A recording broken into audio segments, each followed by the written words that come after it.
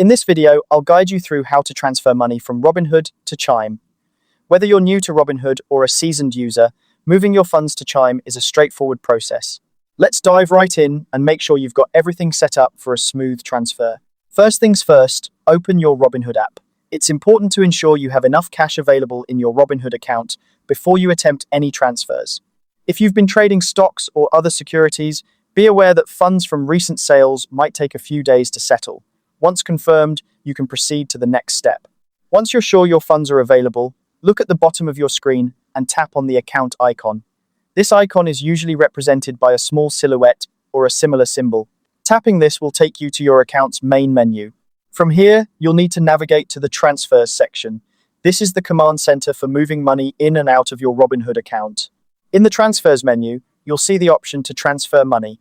Tap on this, and you'll be prompted to choose a destination for your funds. Since your aim is to get the money into your Chime account, go ahead and select your linked Chime account from the list of available options. If you haven't linked your Chime account yet, you might need to do so by following Robinhood's instructions for linking a bank account. Next, enter the amount you wish to withdraw.